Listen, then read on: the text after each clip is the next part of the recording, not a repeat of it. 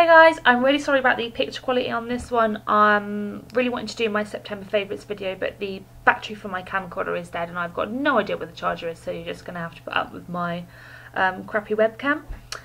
I can't believe it's September already. I'm dreading the next couple of months. I'm an events coordinator and obviously Christmas is coming up, so that's going to be really stressful for me. So try not to think about any of that and just, you know, think of pretty things and makeup instead. So I'm going to jump right in and yammer on about my September favourites.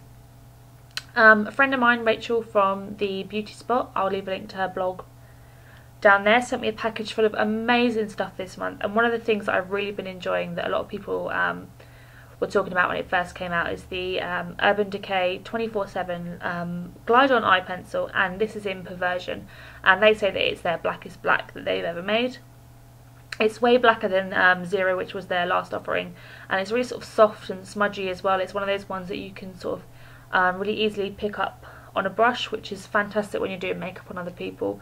I don't have Zero to compare it to anymore, which is a shame, but yeah, it's really, really black, and just you can see how easily it smudges as well when you first put it on, which is really great. It's a great base for eyeshadow, so really enjoying that. It's become sort of a bit of a kit staple for me. Something else that Rachel sent me that I'm loving, that I'm wearing on my lips now, is the Ilamasqua Intense Lip Gloss in, I can never remember what this one's called. This one's in Frenzy, and as you can see it's kind of like a bright blue pink. I've got a really, really thin layer of it on at the moment, so it is really pigmented. If you like your pigmented lip products, then yeah, the Intense Lip Glosses look like they're going to be a good bet. This is the first one of that range I've tried. I've got quite a few with the sheer ones, and I'm definitely going to be picking up some more because this is just fantastic. While I'm on Ilamasqua, I went to a really good masterclass hosted by Illamasqua, kind of tied in with their Generation Q launch, and the makeup artist there did a really, really good demonstration for us. Lots of tips for how to do makeup for older skin and stuff like that, which was really, really useful. And he recommended a couple of products that every makeup geek or makeup artist should have in their collection. And the first thing that he recommended that a lot of people went and bought straight afterwards was the loose powder, and this is in 010. It's just their translucent one. This is an amazing product. It's kind of a funny one. I personally love it, but it might not work for everyone. He recommended it as a great powder for dry skin, which I found really interesting. I've got really dry skin, and you know, even when you do have dry skin, sometimes you do find that you do need a powder. You do get a little bit shine down here. You might just want a more matte look. Sometimes you have to pick a foundation that is slightly dewy or more sheer because you want something that feels comfortable on your skin, and then you want to use a powder on top of that to give, you know, the look that you want sometimes. So I was really interested to try this. It's so finely milled, it gives a really nice look. I've used it on a couple of models on shoots, and it looks great on camera.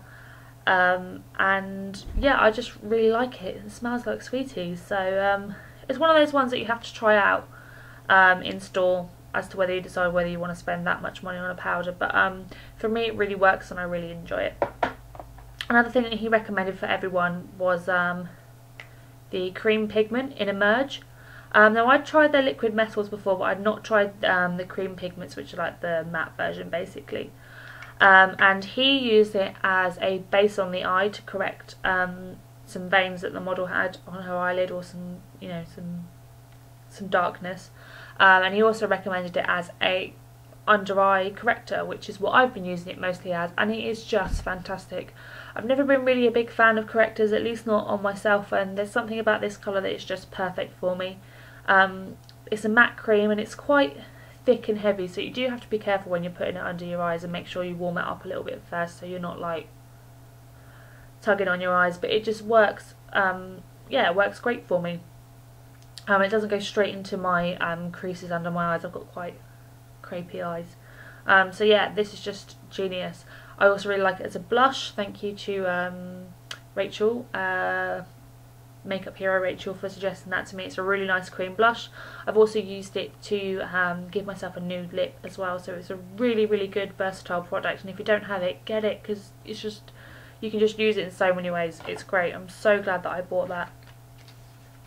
Moving on to the eyes. I'm wearing on my face today a look from this beautiful palette.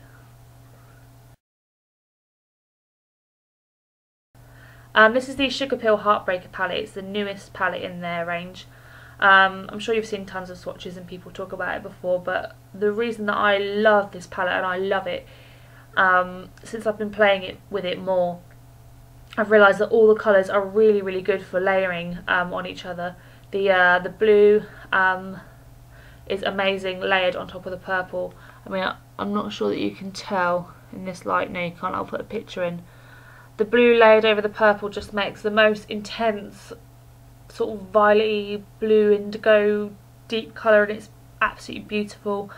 The light colour here, Mochi, which is just gorgeous, is amazing mixed in with the green. The blue and the green work really well together to create a bold eye. The way that all these colours play together, it just makes this such a good palette. It's one of those palettes where none of the colours themselves are particularly amazing. Not that they're not great, but if you're a makeup geek and you've got tons and tons of eyeshadow colours, then you're probably not going to need any of the colours in this palette. They're not that unique, but together as a palette they just work really, really well. And obviously the packaging for Sugarpill is always just, it's gorgeous, and it's changed a little bit from the old ones. Like the mirror's got a cute shape to it now. It's just, yeah, I really, really enjoy it. I'm so glad that I bought that. It's expensive, but it's worth the money. I mentioned just now that I've got really dry skin, and this is the cream that I've been using in the daytime. I'm really sorry, I'm always touching my ear or touching my nose. It's because I'm nervous talking to the 5 people that will watch this video. So yeah, this is my new day cream, and it is Skinfood Vital Water Vita-C cream, and it's a water-based cream. It's an amazing day cream for me. It sinks in straight away, but it actually does its job. It's not like one of those pissy creams that does nothing. I really like it. So yeah, it's super light. If you don't have dry skin, this would probably work just for you. It's like a night cream. But yeah, it's just something about it just does it for me. And the packaging is beautiful. It's got a little cherub on the front. The Skinfood packaging is always amazing. If you've not heard of them before, they're a Korean brand and they do like skincare and some cosmetics. And this was like £6 I think for this big tub, so really good stuff. Obviously some people are a bit squeamish about using moisturisers in a tub, but to that I say wash your hands. It's not hard. While we're on the moisturising front, this is a new one for me, so probably technically shouldn't include it, but I'm really enjoying it already. And this is Lemony Flutter by Lush, which is, as I'm sure most of you know, a cuticle balm, or for like your elbows and whatnot. I really wanted to get the Burt's Bees cuticle balm. Some girls in a group I'm in on Facebook were talking about it.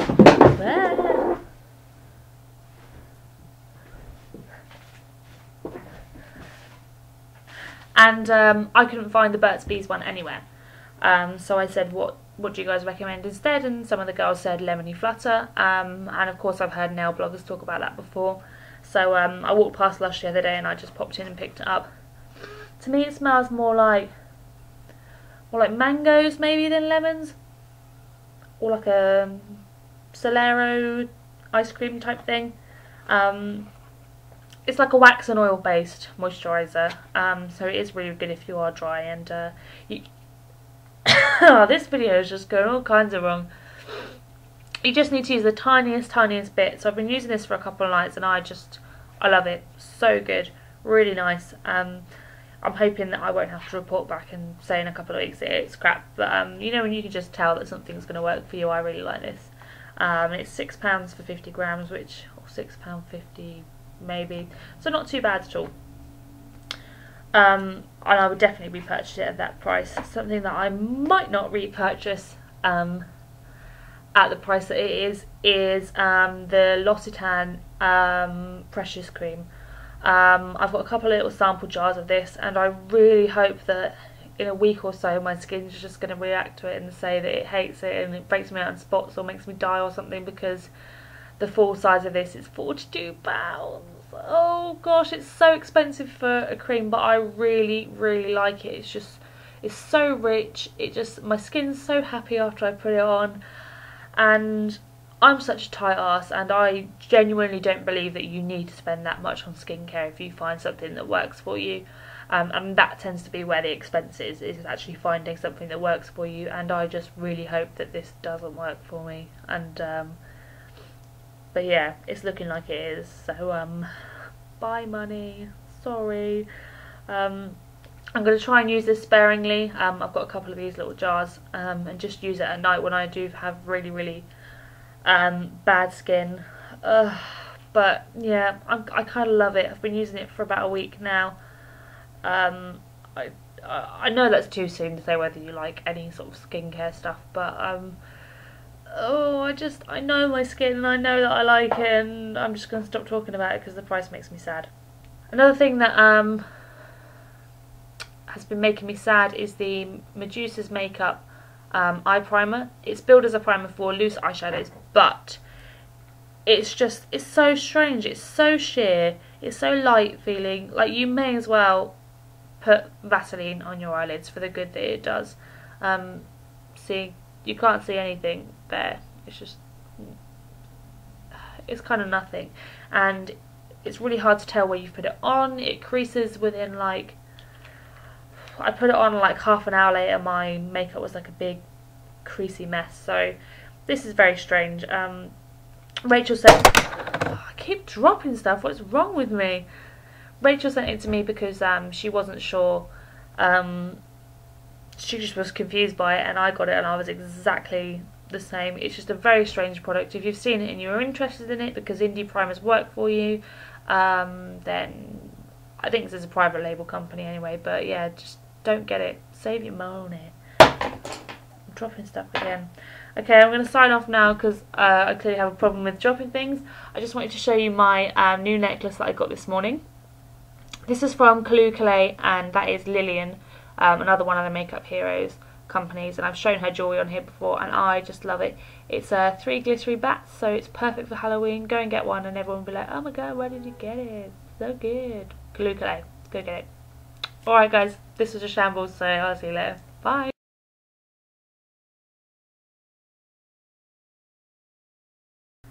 Ugh.